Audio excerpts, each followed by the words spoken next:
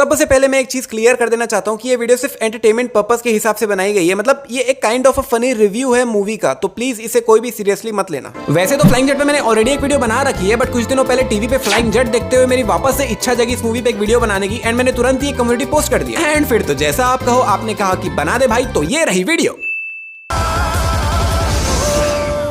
Movie में starting में एक मैसेज दिया जाता है जिसमें ये एक पेड़ काटता है एंड गिरते गिराते उसके बगल वाला पेड़ इसी पे गिर रहा होता है, लेकिन सही टाइम पे फ्लाइंग जेट आके इसे बचा लेता है। मतलब यहाँ तक तो सब सही था, लेकिन जैसे ही फ्लाइंग जेट ये पेड़ वापस उठाता है, एक के बाद एक सभी चीजें वापस उठने लग जाती है। इन शॉर्ट पूरा सीन ही रिवर्स हो जाता है। वाह नहीं, फ्लाइंग जेट ये पेड़ पकड़ के इसे बचा रहा था और वो पेड़ को खड़े कर दिया, तो सिर्फ वो एक पेड़ ही खड़े होकर रुक जाता तो सीन अच्छा लगता और एक मैसेज भी जाता कि नहीं ऐसा नहीं करना, लेकिन पूरा सीन ही रिवर्स हो गया। नहीं तो इसका क्या मतलब समझू मैं कि मतलब अगर कोई बड़ी गड़बड़ हो रही है और बीच में ही फ्लाइंग जेट आके उसे रोक देता है, तो क्या पहले की जो गड़बड़ हो चुकी है वो अपने आप ठीक हो जाएगा, जैसे यहाँ पे हुआ।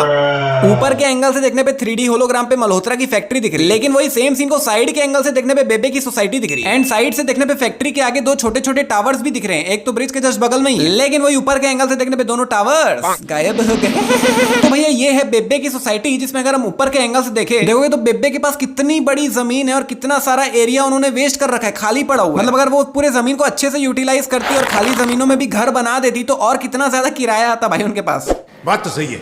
बाय द वे, अगर हम दूर के एंगल से बेबे की सोसाइटी देखेंगे तो सोसाइटी के आसपास दूर दूर तक कुछ भी नहीं है, सिर्फ खाली जमीनें हैं और पेड़ है। मतलब दूर दूर तक और दूसरे घरों का, शहर का नामो निशान ही नहीं। लेकिन वही हम और दूसरे एंगल से ऊपर से देखें तो ये है बेबे की सोसाइटी, और थोड़ा आगे चलते ही पूरा शहर बसा हुआ, जो कि पहले वाले एंगल से देखने पे था ही नहीं। अब कहां से आगे पता नहीं। अब बेटा किसी लोकल स्कूल में मार्शल आर्ट सिखाता है, ये बताता है उनका बेटा किसी लोकल स्कूल में टीचर है, और स्कूल का नाम है Sanjay घोड़ावट international school.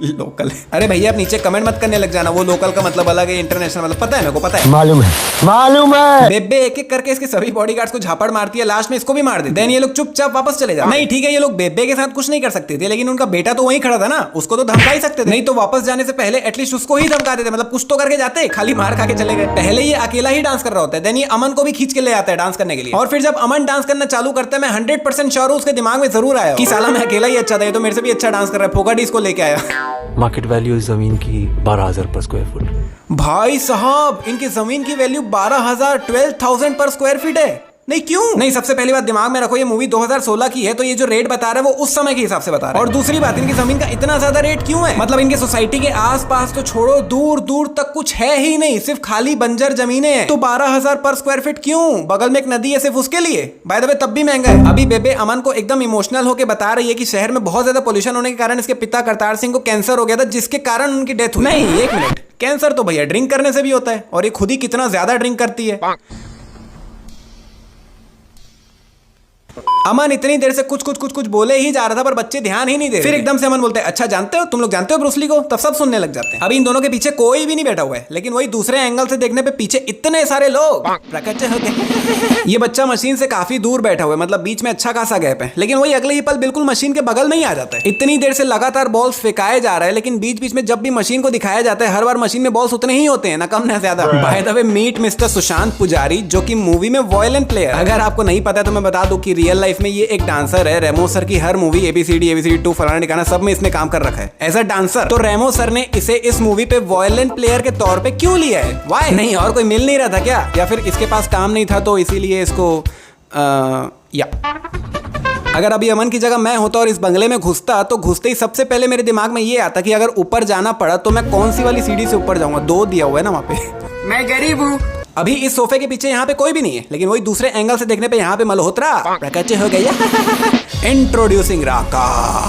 But wait, ये क्या हमेशा ऐसे ही रेती में धसा हुआ ही रहता है क्या? नहीं, कैसे रह लेता है भाई? अभी राका लेफ्ट टू राइट, ऊपर से नीचे पूरी तरीके से रेतीला है, रेती से भरा हुआ है, लेकिन एकदम से उसके शरीर से, इनफैक्ट उसके पूरे कपड़ों से पूरी तरीके से रेती गायब ही हो जाता है। तो मल्होत्रा ने राका को कॉल किया था पेड़ काटने के लिए। नहीं, सिर्फ पेड़ काटने के लिए सीधा राका को बुलाने की क्या जरूरत थी? और भी लोग थे इसके पास, कोई भी आके काट देता। राका इतनी देर से पेड़ के पीछे ही खड़ा हुआ था, तो क्या अमन को पता ही नहीं चला? नहीं, अमन खुद काफी देर से पेड़ के पास ही बैठा हुआ था, कुछ बोले जा रहा था, और तब से अगर राका भी वहीं पे खड़ा हुआ था तो पता कैसे नहीं चला? यहाँ पे सिर्फ मशीन के चलने की आवाज ही आ रही है, लेकिन अगर आप ध्यान से देखो तो मशीन एक्चुअली में बंद है, चालू है ही नहीं। यहाँ पर एक्चुअली में पावर सिर्फ अमन को ही मिलनी चाहिए थी, लेकिन फ्री फंड में राका को भी मिल जाती है। हाँ, बट ये है कि अगले दिन अमन एकदम सही सलामत अपने घर में ही बिस्तर में लेटा हुआ चद्दर ओढ़ा हुआ पाया गया, लेकिन बेचारा राका जहाँ फेंकाया था वहीं का वहीं पड़ा रहा दिनों तक, जब तक वो खुद उठ के वहां से निकला नहीं। बाय द वे, अब जाके मेरे को समझ आ रहा है कि अमन अपने घर में प्लेन व्हाइट चद्दर में क्यों पाया गया। जिसमें राका जब यहाँ फेंकाया था तब यहाँ पे पड़ी कोई भी चीज में कोई मूवमेंट नहीं हुआ था, लेकिन एक सेकंड बाद ही पता नहीं क्या होता है, सब टिन अपने आप नीचे गिर जाती है। अभी इस बच्चे के पीछे कोई भी नहीं खड़ा हुआ है, लेकिन वही दूसरे एंगल से देखने पे काफी सारे लोग प्रकट हो गए। आज फिर से वही हुआ, इतनी सारी बॉल्स फेंकाने के बाद भी जब मशीन को दिखाया गया तब उसमें बॉल्स उतने ही है जितने स्टार्टिंग में थे, एक भी कम नहीं हुए। गोल्डी का जो वॉयलन है वो उसके बैग में पैक्ड है, लेकिन जब अमन इनके पास आता है तो हाथ नीचे करके सीधा वॉयलन उठाता है, बैग खोल के नहीं निकालता। अमन अपनी साइकिल को इसकी कार के सामने ही छोड़ देता है, लेकिन वही दूसरे एंगल से देखने पे वहां से साइकिल गायब हो गई। वैसे इसने डायरेक्टली सनी लियोनी को टच नहीं किया था, सीढ़ी को पीछे से पकड़ा था, तो सनी लियोनी कहां से आ गई भाई इसके अंदर। एंड वो एक कहावत है ना कि इनके हाथ में सोने का लोटा दे दो तो वो इससे भी भीख ही मांगेंगे, सेम इसमें होता है। अमन के पास इतनी कमाल की पावर आती है कि वो किसी भी चीज को टच करता है तो उसकी पावर्स उसके अंदर आ जाती है, बट इसको ये आगे यूज ही नहीं करता। वो राका को हराने में इसका बहुत अच्छा यूज ले सकता था। अब वो कैसे, ये मैंने एकदम डिटेल में इस वीडियो के पार्ट 1 में बताया, जो मैंने 3 साल पहले अपलोड किया था। अगर नहीं देखे हो तो उसे जरूर देखना। ये लोग इतनी गोलियां मारते हैं, लेकिन सभी गोली जाके सिर्फ अमन को ही लगती है, इसके भाई रोहित को एक भी नहीं लगती, पता नहीं क्यों। अरे कहाँ गया वो भैया, ये रास्ता उसके घर को जाता है तो ऑब्वियसली वो अपने घर ही गया है, और कहाँ ही जाएगा, तुमको तो पता है ना उसका घर, जाओ ना सीधा। कसम भी उल्टे हाथ से खाया है यार, नहीं कैसे भरोसा कर ले इस पे। बेबे इसके चाकू सीधा हाथ के नस में घुसाई है, जहाँ पड़ते ही आदमी सीधा आईसीयू में आ जाता है, लेकिन इसको कुछ नहीं होता। अमन का लेफ्ट हैंड यहाँ चद्दर के ऊपर है, लेकिन वही दूसरे एंगल से देखने पे सामने है, और इतनी बार तो उसके हाथ में कोचकी करके देख लिया है तूने, होता तो है नहीं उससे कुछ, तो फिर उसके छाती में चढ़ के चाकू घोपने की क्या जरूरत है भाई। अभी रात के सिर्फ 8-10 हुए हैं और अमन इतनी जल्दी आके सो भी गया। नाइस।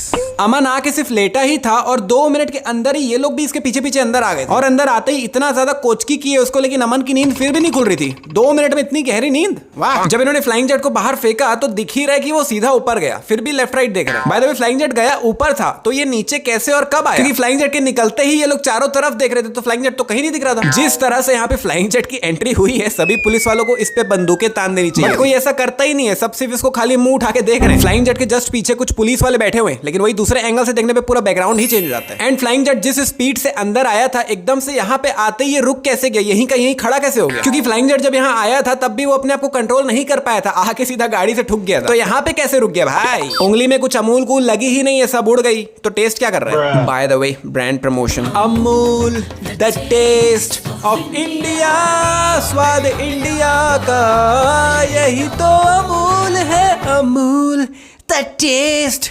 फ्लाइंग जेट ने इस बन को ऐसे उठाया है जैसे वो बन किसी चीज पे पड़ा हो। नहीं मतलब भाई वो हवे में स्टिल है, तो उसको इस तरह से उठाने की जगह वो सीधा खींच भी सकता है। इस ब्लैक मास्क वाले का मुंह बंद है, लेकिन एकदम ध्यान से देखना, जैसे ही फ्लाइंग जेट इसके हाथ से गन ले रहा होता है, वो जानबूझ के अपना मुंह खोल देता है, ताकि फ्लाइंग जेट जब मास्क ऊपर करे तो बन उसके मुंह पे डाल सके। बाय चांस अगर फ्लाइंग जेट को ये छोटी सी गोली हवे में लटकी हुई नहीं दिखी होती तो, नहीं लिटरली इतनी सारी छोटी छोटी गोलियां हवे में है, अगर फ्लाइंग जेट का ध्यान किसी एक पे भी नहीं गया होता तो। जब फ्लाइंग जेट पूरी दुनिया को अनफ्रीज करता है तब ये ब्लैक मास्क वाले का जो मास्क है वो इसकी आंखों से भी ऊपर है, लेकिन फ्लाइंग जेट ने इसका मास्क इतना ऊपर किया ही नहीं था, खाली नाक तक किया था उसने। ये भी कितनी ज्यादा स्पीड से बाहर की तरफ फेंका रहा था, तो फिर एकदम एग्जैक्ट यहीं पे आके कैसे रुक गया। फ्लाइंग जेट उधर उड़ रहा है तो ये कैमरा ऊपर करके क्या बादल को रिकॉर्ड कर रहा है क्या। यहाँ पे फ्लाइंग जेट ने फूंक सामने से मारी है, लेकिन जो धूल है वो साइड से निकल रही है। फ्लाइंग जेट ने इतनी जोरदार फूंक मारी कि कमरे में पूरा धूला धूल हो गया, एकदम धूल मिट्टी। एंड इतना होते ही फ्लाइंग जेट भी लाइक, चलो मेरा काम हो गया, अब मैं चलता हूँ। अरे नहीं, इतना करने से क्या होगा, धूल मिट्टी सब हटेगी, वो लोग उठ के फिर से काम करने लग जाएंगे, उनको पुलिस के हवाले करो भाई। यहाँ पे फ्लाइंग जेट इन लेडीज को गुंडों से बचाता है, देन घूम कर वापस जा रहा होता है। अरे भाई वो वैसे ही डरी हुई है, उनको घर तो छोड़ दे। और भाई ये सीन कितना ज्यादा नकली लग रहा है, मतलब लिटरली आंखों से दिख रहा है कि बैकग्राउंड अलग से शूट किए हैं और फ्लाइंग जेट को अलग से वहां पे घुसाए हैं। नहीं वैसे जनरली ऐसे सीन्स में होता है ऐसा ही है कि हीरो को अलग से ग्रीन स्क्रीन में शूट करके उसको वैसे सीन में घुसा देते हैं, लेकिन भाई यहाँ पे फ्लाइंग जेट बैकग्राउंड के साथ बैठ ही नहीं रहे, बैकग्राउंड अलग चल रहा है, फ्लाइंग जेट अलग उड़ रहा है। कार में सिर्फ 2 ही लोग हैं, मम्मी और बेटा, तो बेटा पीछे वाली सीट में क्यों बैठा है, सामने क्यों नहीं बैठा है। मम्मी जी फोन चलाते हुए गाड़ी चला रही होती, जिसमें उनका फोन नीचे गिर जाता है और उसके कारण इतना बड़ा हादसा होते होते बचता है। एंड लिटरली इतना कुछ होने के बाद भी आंटी नीचे से फोन उठा के फोन में ही बात कर रही है, सीरियसली।